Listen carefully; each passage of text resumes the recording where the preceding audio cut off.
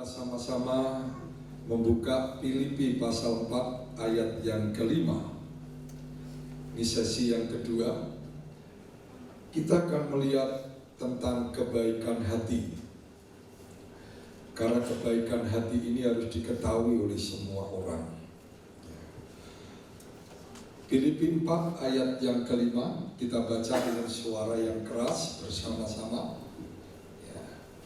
1, 2, 3.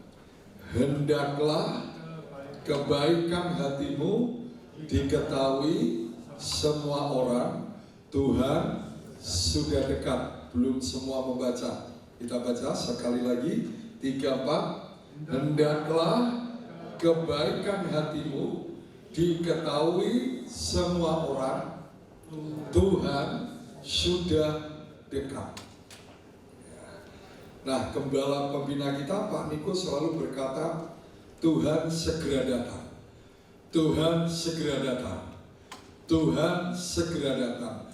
Nah, ternyata kedatangan Tuhan yang segera itu berkaitan dengan kebaikan hati.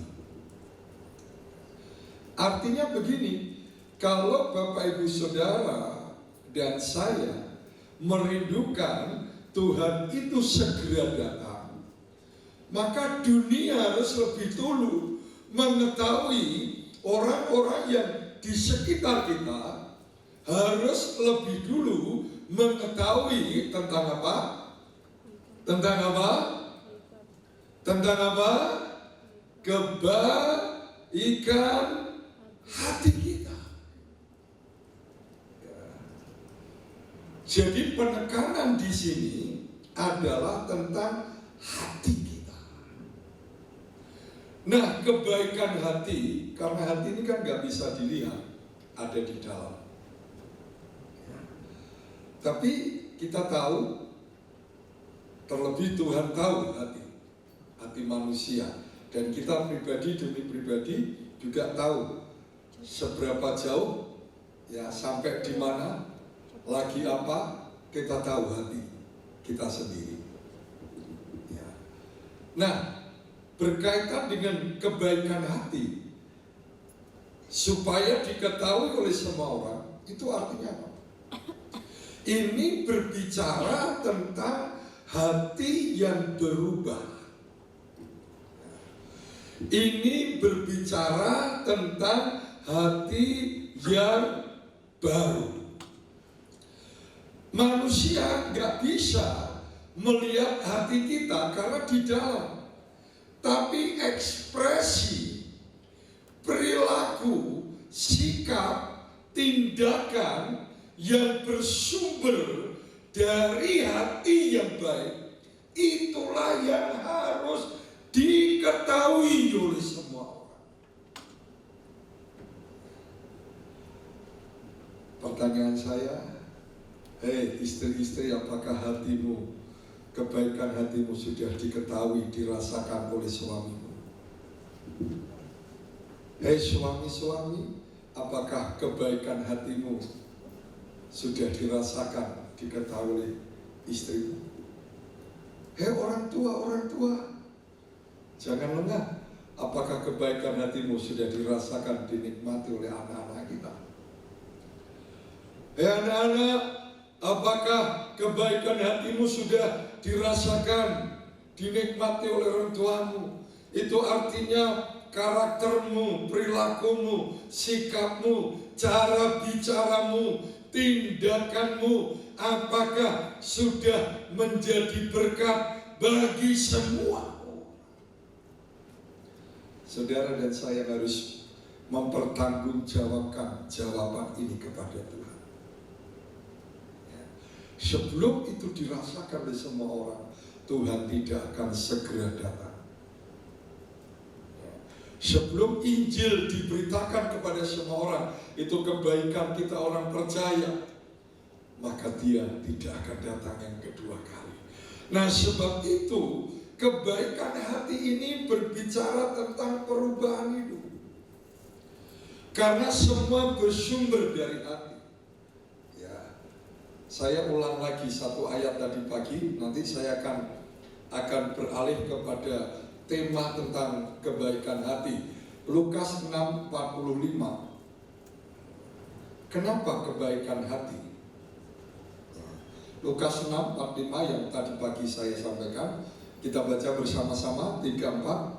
Orang yang baik mengeluarkan apa? Barang yang baik dari mana?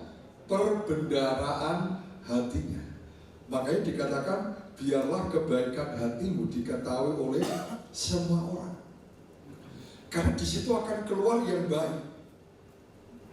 Nah, yang baik itulah yang sedang ditunggu oleh orang-orang lain.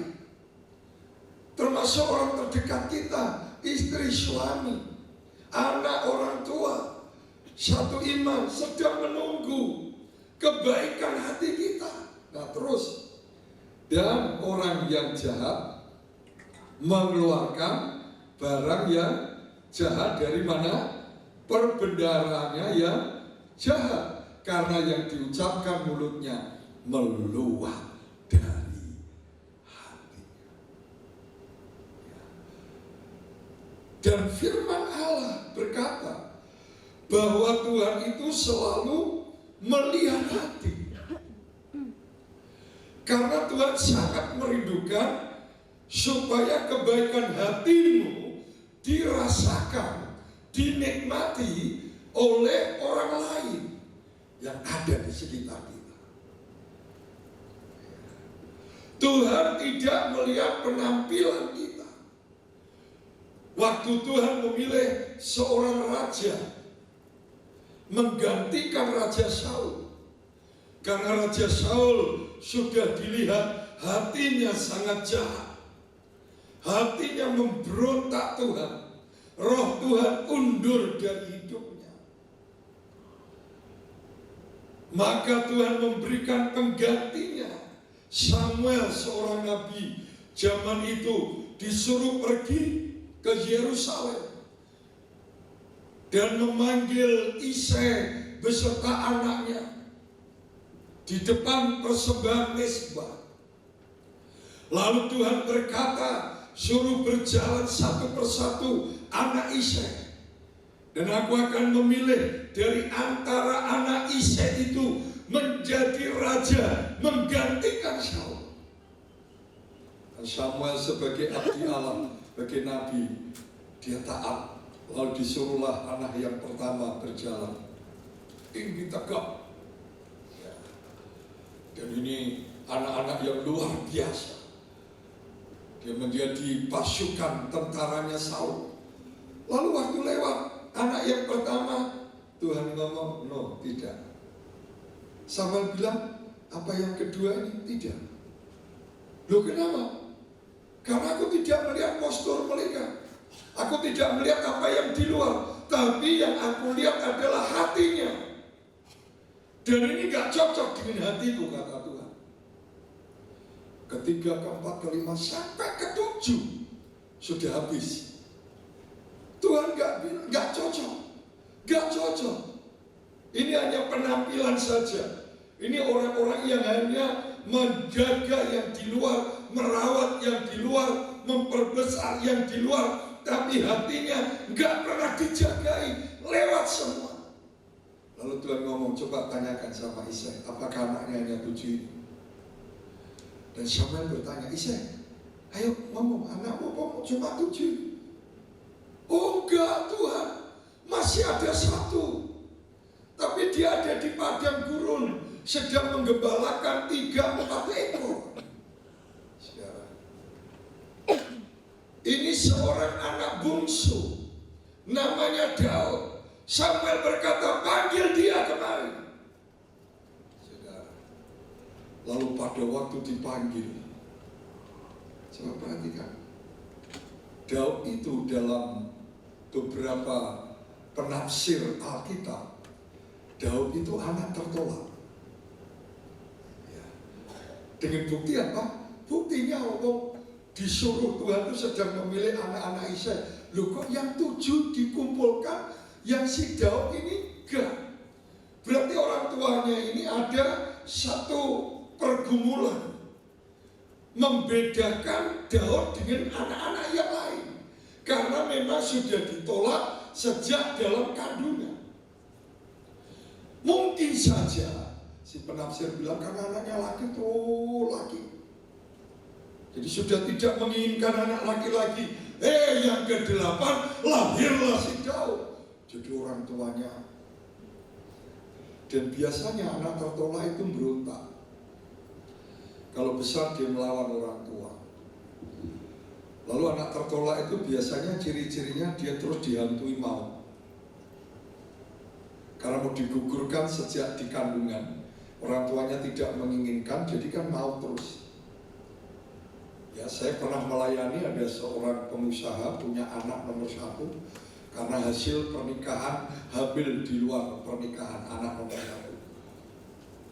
Jadi waktu ya menikah itu terpaksa kalau sudah hamil dan waktu itu belum siap menikah dan anak ini mau digugurkan terus nggak bisa, diparutin itu buah nanas nggak bisa, kasih obat-obat nggak bisa dan anak itu. Dan ini ibunya benci sekali kok tidak mati-mati. Akhirnya lahir. Ya apa boleh buat diterima. Ini orang Kristen. Ya diterima. Nah sejak umur 4 tahun sampai dia lulus kuliah itu 4 kali mau merenggut nyawanya. Ya terakhir tabrakan dia membawa pickup di daerah dekat tidak jauh dari tempat saya kurang lebih 12 kilo dan itu mau hampir saja sudah nyawanya hilang tapi tertolong. Nah sekali waktu sharing dengan saya, kenapa ya Pak Yuas kok terjadi seperti ini?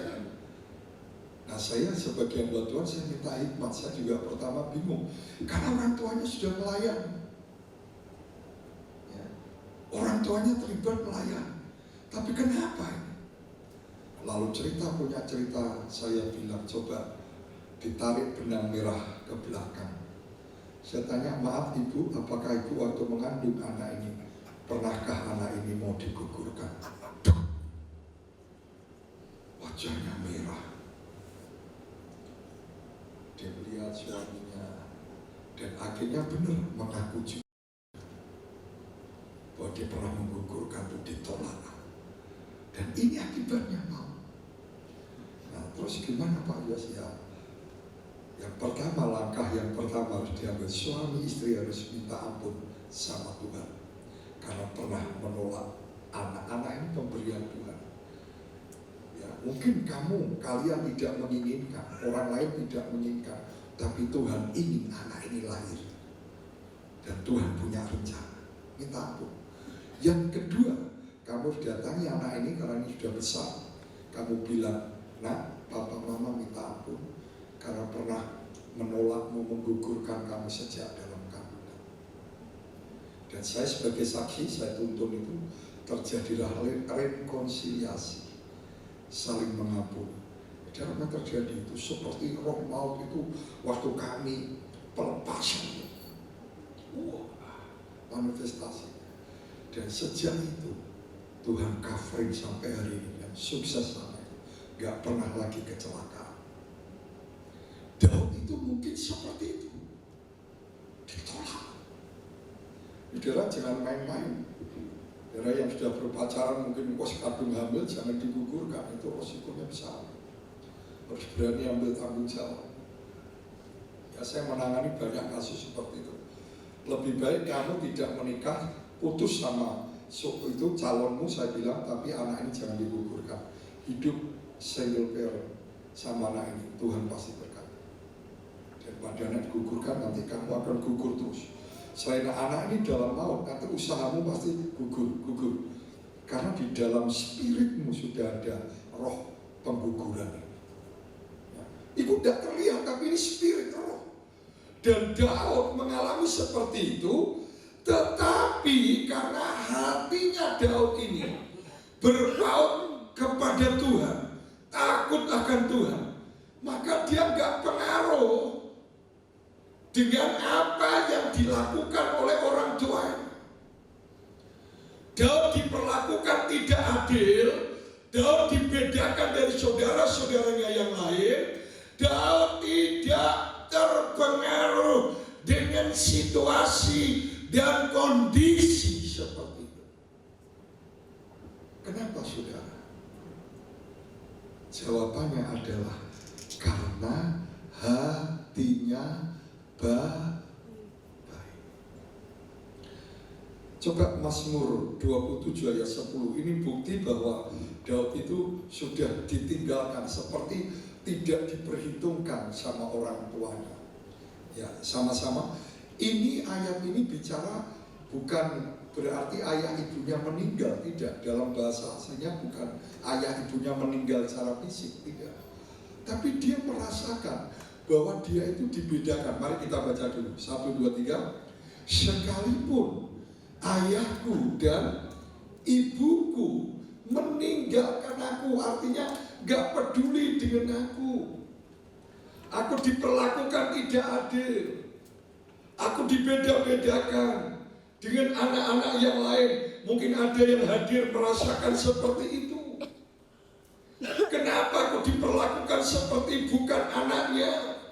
Yang lain jadi tentara, yang lain sekolah tinggi, apanya gembala kambing, gembala domba, 3, 4 ekor.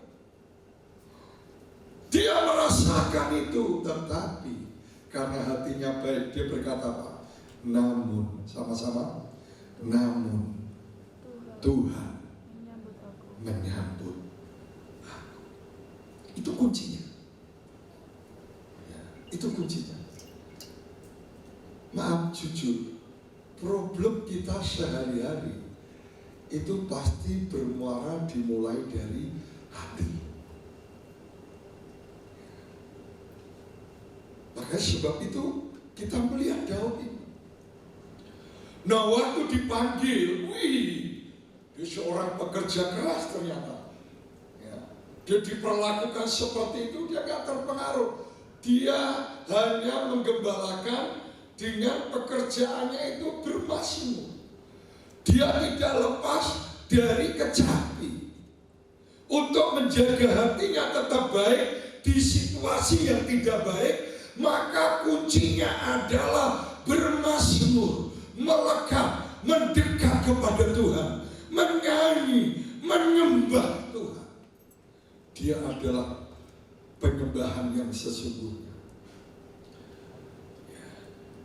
Jadi Daud ini bukan dia pandai menyembah, tapi ya dia adalah penyembahan itu sendiri.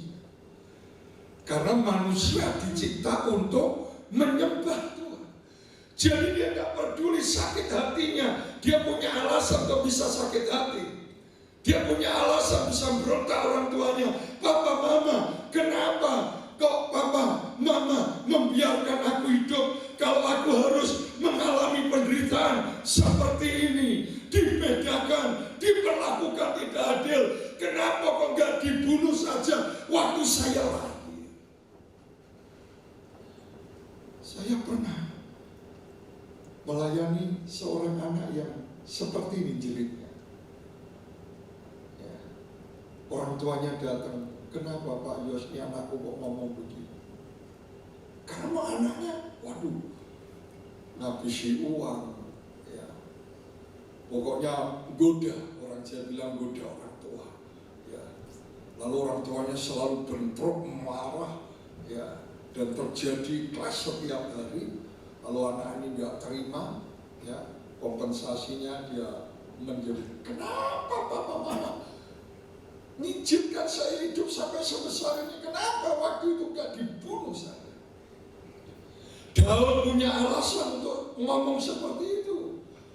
Daud bisa komplain orang tuanya seperti itu, tetapi karena dia menjaga hati yang baik.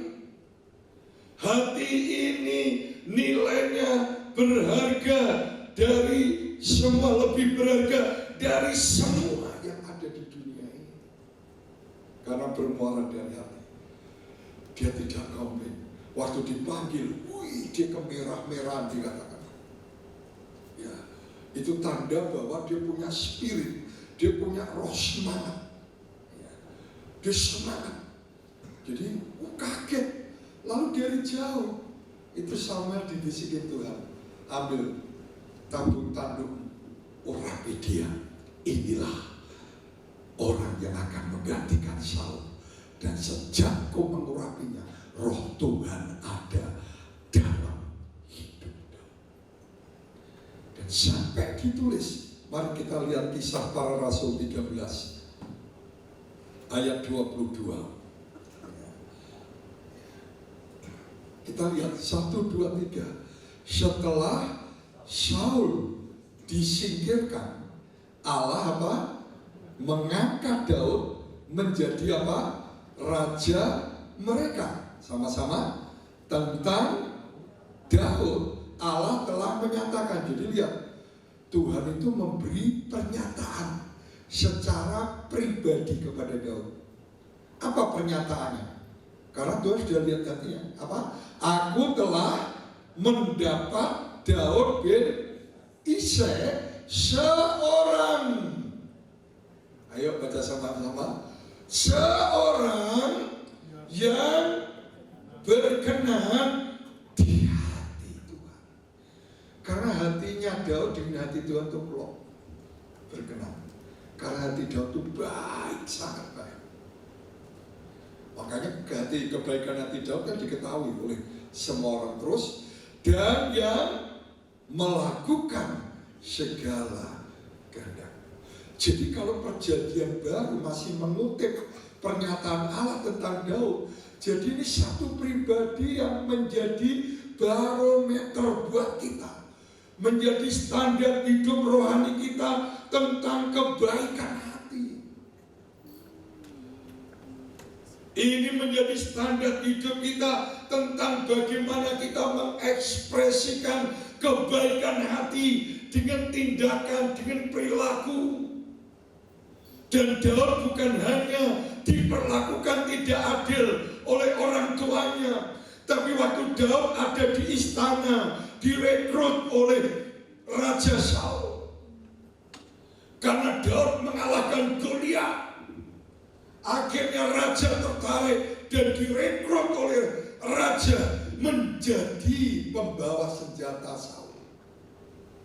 Tapi karena hatinya baik, dimanapun Daud berada, dia sukses, sehingga diketahui oleh banyak orang. Buktinya apa? Waktu Daud disuruh perang, wah, berlaksa-laksa kemenangannya itu, yang gugur. Tapi kalau Saul yang berperang hanya beribu-ribu. Lalu ini diketahui oleh semua bangsa Israel, termasuk wanita-wanita muda. Begitu Daud pulang perang, mereka keluar pakai rebana, menari-nari, memuji Allah tentang kebaikan hati Daud. Berkata, kalau Daud mengalahkan musuh berlaksa-laksa, tapi Saul hanya beribu-ribu, mereka menang. Luar biasa. Lalu sakit hatilah Saul. Dan beberapa kali Saul ingin membunuh dia. Yang saya heran, pada detik-detik di mana Daud itu ada kesempatan untuk membalas dendam. Karena berkali-kali diancam sampai akhirnya Daud itu kabur, lari dari istana. Dan itu Saul izin dengan anaknya Saul Yonatan, lalu merekrut 400 orang-orang yang rusak, yang bobrok, yang latar belakangnya penuh dengan kejahatan, direkrut, dididik Daud menjadi tentara-tentara yang gagah perkasa. Dan sekali waktu Saul mengejarnya, begitu kecapean, Saul itu istirahat di sebuah gua. Dan saking capeknya, si Saul itu tertidur. Ternyata Daud itu ada di gua yang sama tapi lebih dalam. Dan lihat, waktu keluar, lihat si Saul itu sedang tidur morong. Teman-temannya ngomong apa? Balas saja, ini kesempatan mas. Daud, ini gak ada kesempatan lagi loh nanti kalau tidak membunuh Saul. Ayo, jangan bicara seperti itu. Daud bilang, Daud ngomong apa? Ini hati yang baik.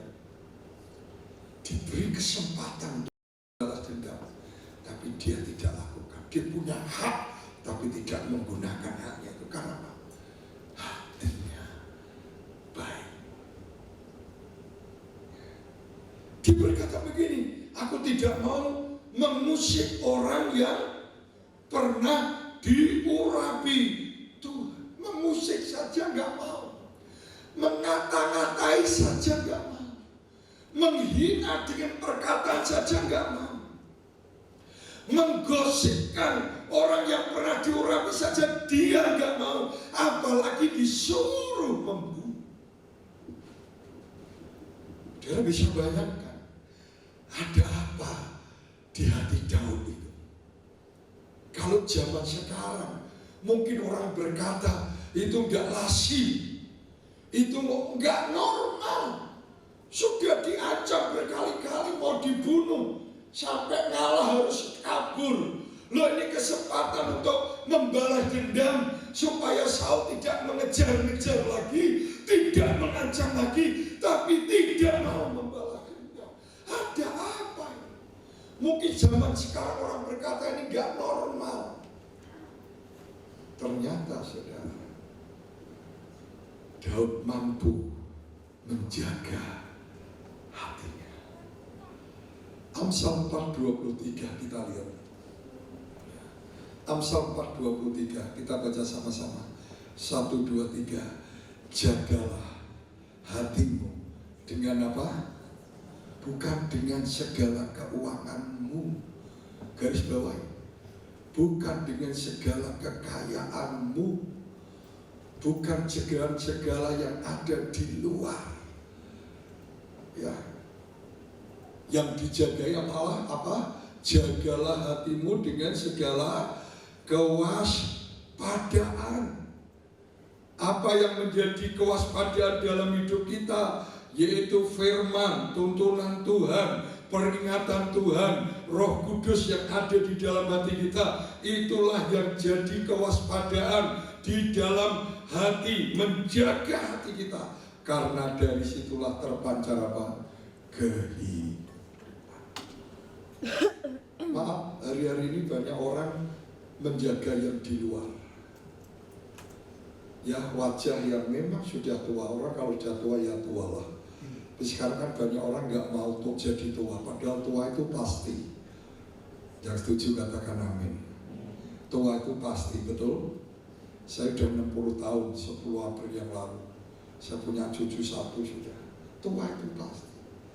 Ya. Tapi sekarang orang nggak mau tua.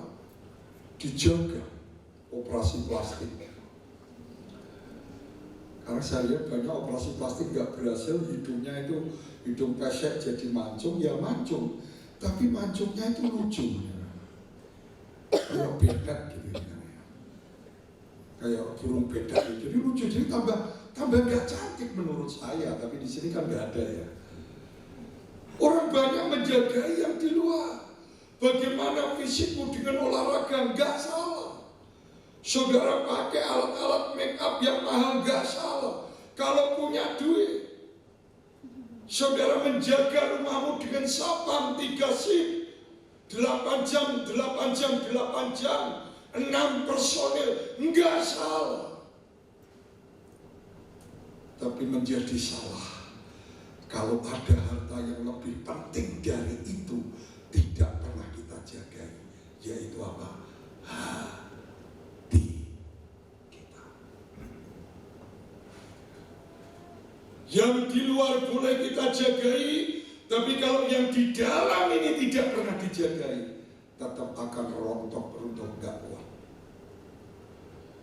Ya. Banyak orang kaya, ya, tapi hatinya bisa. Saya pernah ketemu dengan seorang konglomerat. Dia berkata begini, Pak Yuas, yang saya takuti itu bukan karena apa-apa, bukan karena ancaman moneter, bukan karena ini. Saudara tahu orang kaya yang ditakuti apa? Kan semua ini kaya raya kan, amin. Yang ditakuti orang kaya adalah kalau dia menjadi miskin. Itu yang ditakuti. Nah, banyak orang menjaga yang di luar, tapi harta yang terpenting, hati ini yang bisa menghandle, yang keluar air kehidupan, yang bisa menghandle semua masalah. Kalau hati kita dijagai, kita bisa tidak terpengaruh dengan situasi dan kondisi. Diperlakukan tidak adil pun, kita tetap bisa tegar karena hati ini terjaga seperti daun.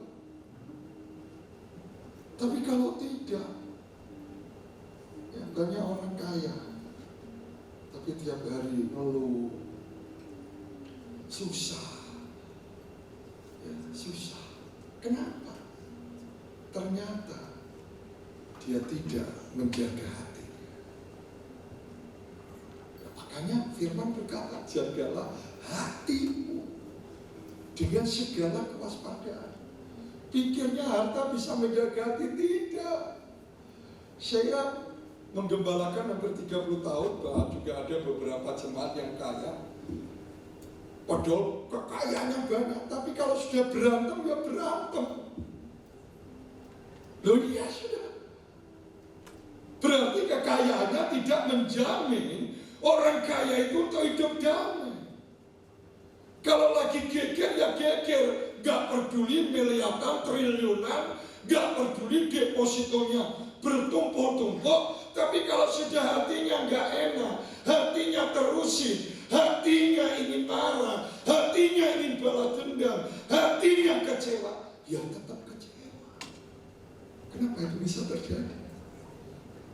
Karena orang kaya itu tidak mampu menjaga hati.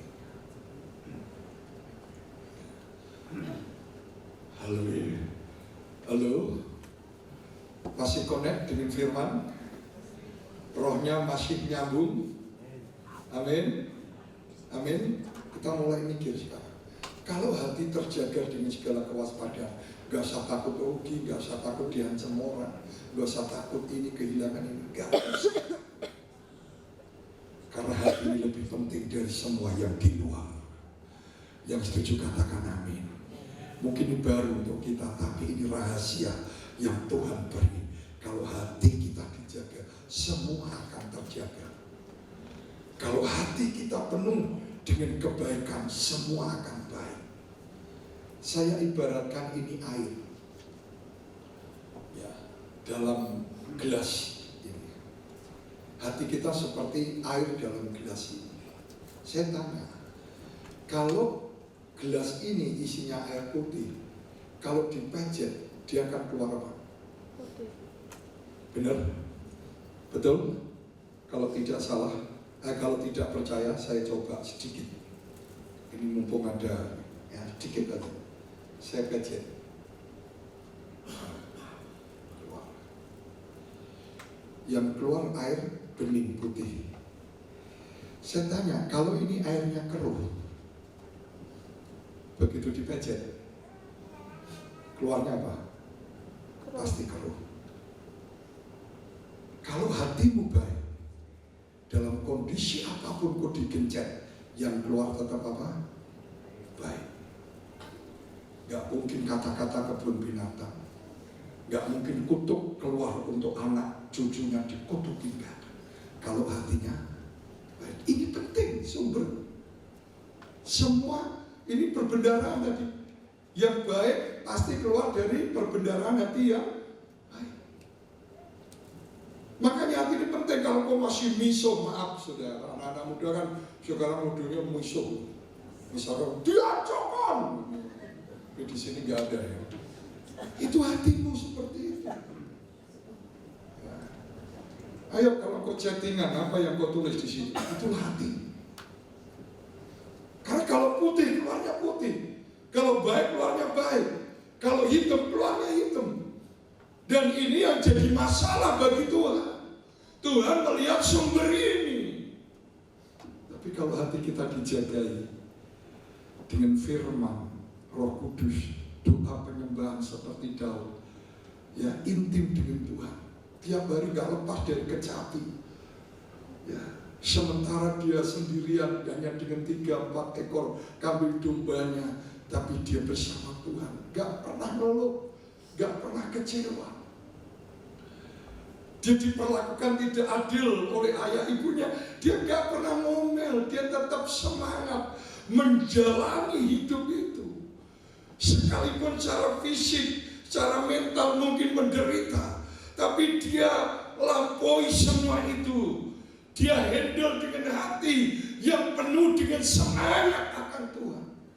Dan semuanya menjadi tidak mempengaruhi hidup. Dan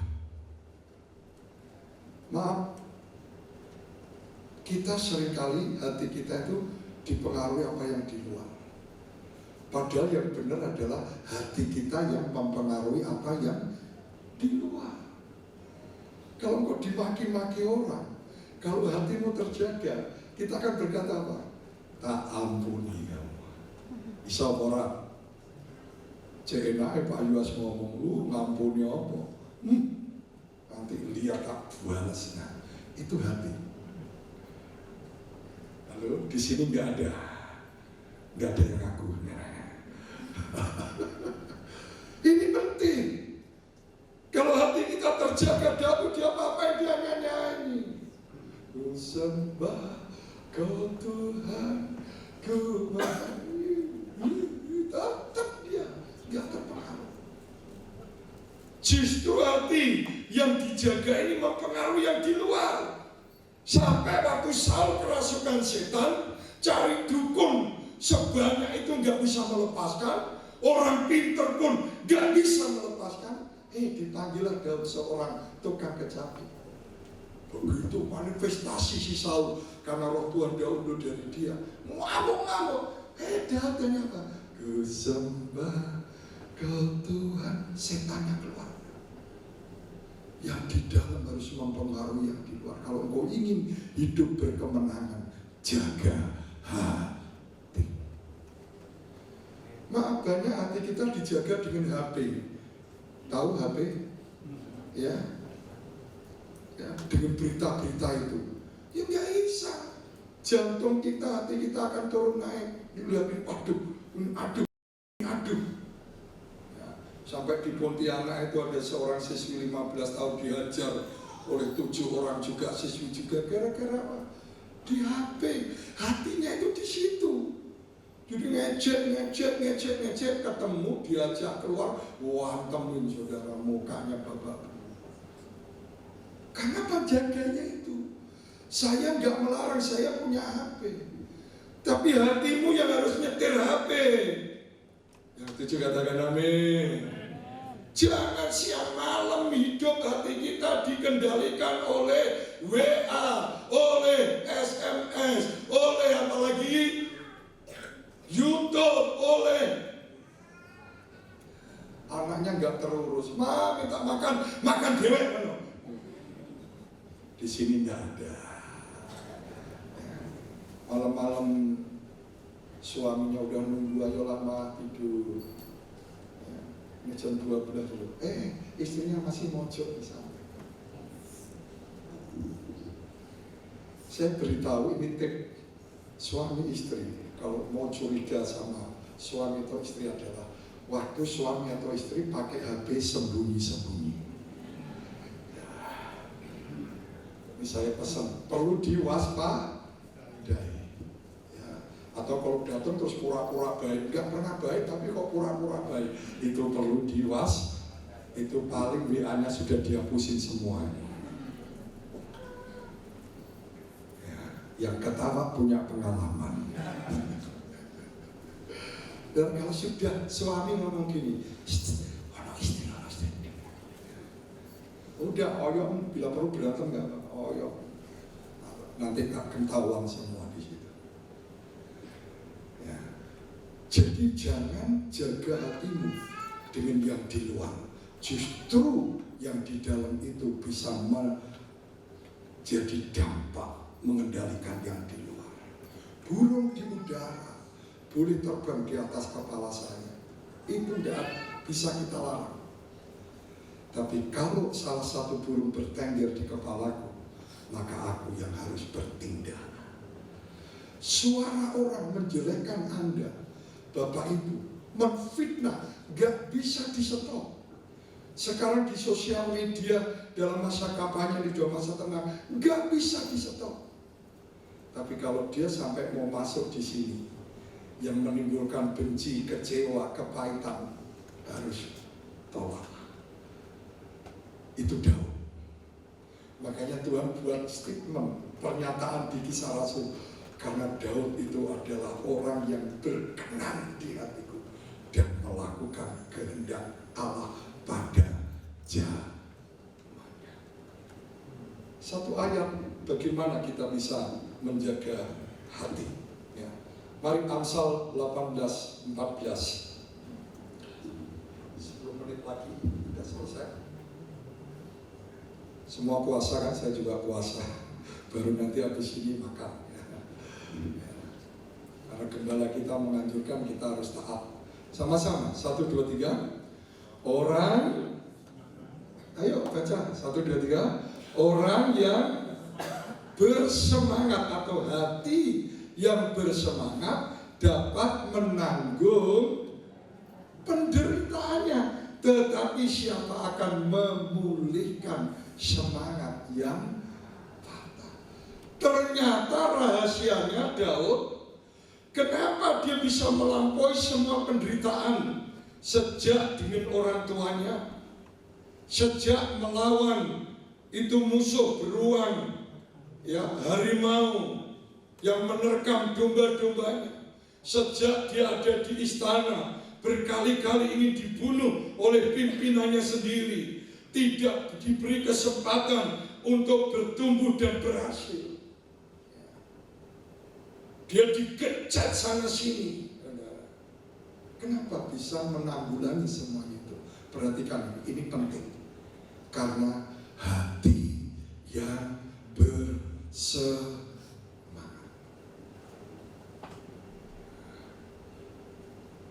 Kalau kita sudah dikatakan, kalau semangatnya patah, siapa yang bisa memulihkan? Nah, semangat patah itu karena apa? Karena suara negatif dari luar. Pada zamannya Esra membangun di seluruh Raja Quraisy, membangun Yerusalem termasuk Bait Allah, pulang ke sana. Ya, pertama yang dibangun Mezbah, Tuhan berhasil.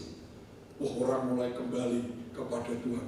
Tapi begitu mau membangun rumah Allah, penduduk asli di sana yang kawin campur dengan orang Israel itu mulai ngomong begini, aku mau gabung karena aku juga percaya Tuhanmu. Tapi Israel ngomong, jangan, gak usah kamu ikut-ikutan. Karena yang disuruh Tuhan hanya aku dan rekan-rekan dari pembuangan Babel yang pulang ke sini akan membangun. Wah, gak terima. Lalu gak terima, apa melontarkan kata-kata. Ya, coba kita baca Esra pasal 4 ayat 4. Esra 4 ayat 4. Kita lihat 3-4. Maka penduduk negeri itu apa? Melemahkan semangat orang-orang Yehuda yang dipimpin Esra dan membuat mereka apa? Takut. Nyalinya kecil. Orang kalau sudah patah semangatnya, nyalinya kecil menjadi penakut. Tidak bisa mengekspresikan apa yang Tuhan taruh dalam hatinya untuk dikerjakan dengan sempurna. Karena apa? Dilemahkan semangatnya. Jadi penduduk asli itu ngerti senjata terbesar dalam diri manusia adalah semangat.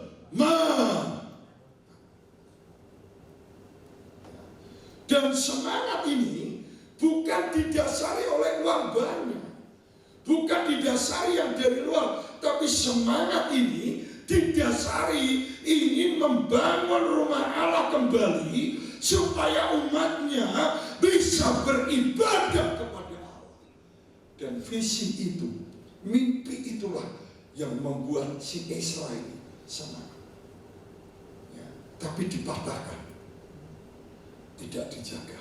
Sekalipun terbangun beberapa tahun kemudian setelah raja berganti, ya dibangun. Tapi ini ya, karena Pak, dengar omongan orang-orang negeri itu.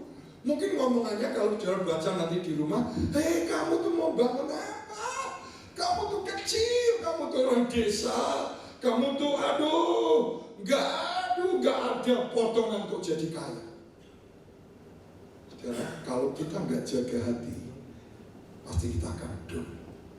Lalu kita ngomong, iya aku itu orang desa kok macam-macam. Ya. Oh salah, kere juga apa-apa. Tukang becak juga apa-apa. Lemah takut.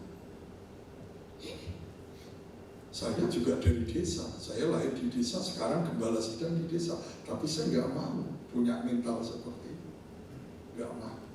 Karena saya tahu semangat itu adalah senjata.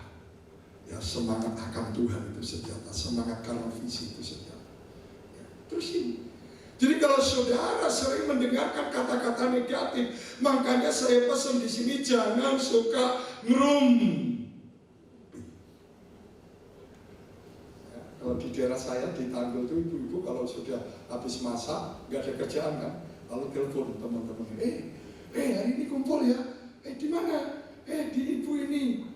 Kira-kira ada berita baru apa ya? Sudahlah, pokoknya kumpul di sana. Nanti kan tahu. Udah. Mulai ngomong ini, ngomong jelek kamu lagi. Sudah terkontaminasi. Akhirnya dengan orang yang diomongkan itu tadinya baik, karena ada orang yang menjelekkan orang itu, jadinya kita itu tidak baik. Masa sih si Anton seperti itu? Loh iya, aku ini loh dikecewakan. Masa loh dia baik sama ada gombal, dia nggak baik, percaya. Sudah, akhirnya kita larut ikut membenci. Maaf, berapa kali hati kita dibuat seperti itu? Ya, karena kita mendengar perkataan yang negatif. Yang kedua, kita lihat di dalam Amsal 15:13, penyebab patah semangat. Hati yang gembira membuat muka berseri-seri. Jadi orang yang hatinya gembira itu hatinya semangat, itu mukanya berseri-seri dalam kondisi apapun. Saya itu punya jemaat saudara, bangun tidur berduduk, mau tidur berduduk ke gereja berduduk terus. Saya itu kalau dari mimbar tuh pengen bawa ulek-ulek saudara, tahu ulek-ulek itu? Ya, pengennya itu ben ketawa gitu. Ketawa. Saya percaya sekali waktu Tuhan pasti akan rubah dia. Ya. Ini dia. Kalau hatinya gembira, mukanya berseri-seri, tetapi kepedihan hati. Jadi ternyata semangat yang patah itu karena kita larut dengan kepedihan hati. Kenapa? Diputus sama pacar Pak Yuas, minta cari lagi dong. Halo yang jomblo-jomblo di sini, tadi yang WL Singer masih sudah menikah belum? Cari, ini WL-nya luar biasa. Kalau diputuskan cari WL di sini, udah. Gak usah berlarut dengan kesedihan, nelongso. Terus masuk kamar, peluk gundir, tutup kunci 3 hari 3 malam nggak mau makan. Digedor sudah innalillahi wa innalillahi, gantung diri sudah. Ya, halo.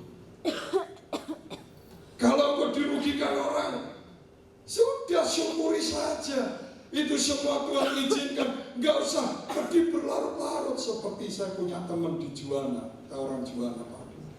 Ya, dia dulu kaya, begitu kekayaannya habis stres itu. Tiap hari di jalan ngomong 3 juta, 4 juta, 5 juta, 6 juta di duitku. Padahal wis kepedihan berlarut-larut itu mematahkan semangat. Ayo bangkit, Dan bukan hanya itu saja, akibatnya ngeri. Orang yang patah semangat itu akibatnya apa? Mari kita baca di dalam Ayub 17 ayat 1. Saudara jangan kaget ini. 1, 2, 3. Ayo 1, 2, 3. Semangatku patah, umurku telah habis dan bagiku apa? Jadi nek semangatnya patah, bagiannya apa? Kuburan. Artinya cepat mati. Saya jamin kalau kau terus sedih berhari-hari, cepat risiko besar. Dan banyak orang nggak memperhatikan tentang semangat akan Tuhan ini yang dijaga dengan kewaspadaan. Ini nggak pernah diperhitungkan. Makanya kenapa tahu-tahu anak Tuhan bisa bunuh diri, anak Tuhan lari dari tanggung jawab, istri anaknya ditinggalkan, lari dari pekerjaan, lari dari tanggung jawab pelayanan. Kenapa? Kenapa itu terjadi? Karena dia sudah kehilangan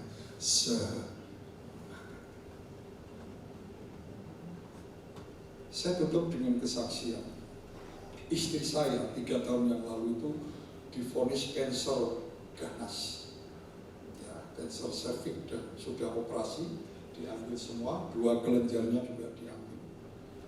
Dan menurut orang-orang yang punya pengalaman itu, ya umurnya sudah, karena memang jenisnya ganas, jadi sampai bersih kelenjarnya juga diambil.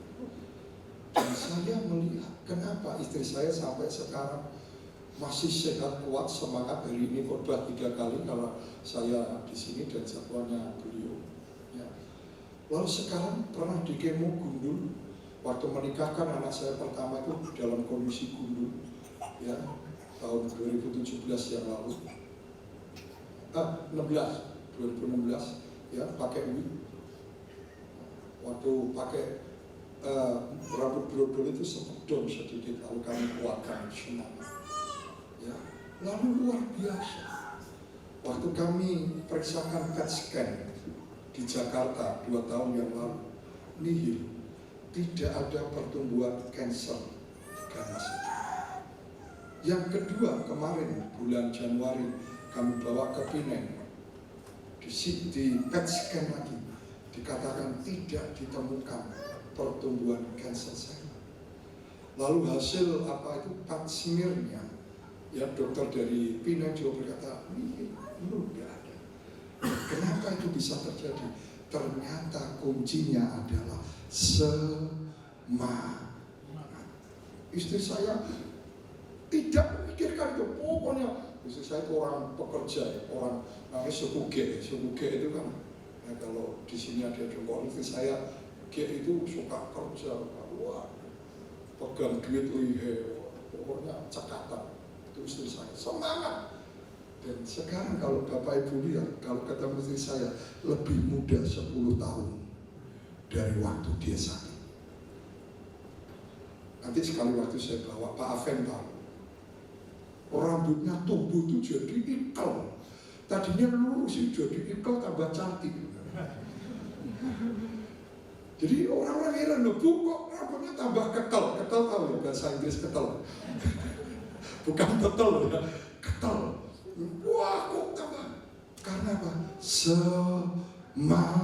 Kalau dia bersaksi, satu ini yang tidak boleh hilang dari hidupku, dia ngomong, yaitu semangat.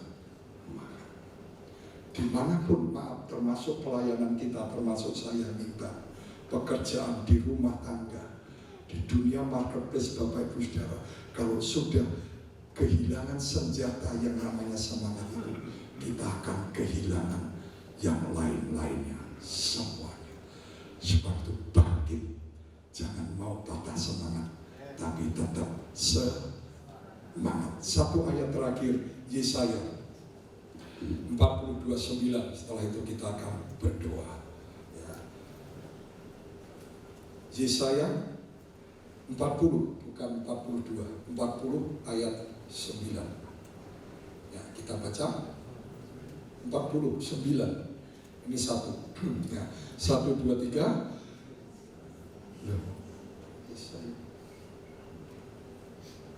Maaf ya, 29, 40, 29. Saya salah lihat. Ya, maaf, minta maaf. 1, 2, 3. Dia memberi kekuatan kepada apa?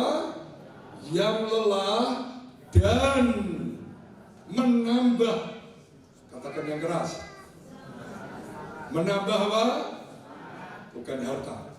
Semangat. Karena dari semangatnya akan menghasilkan harta. Jadi semangat dulu.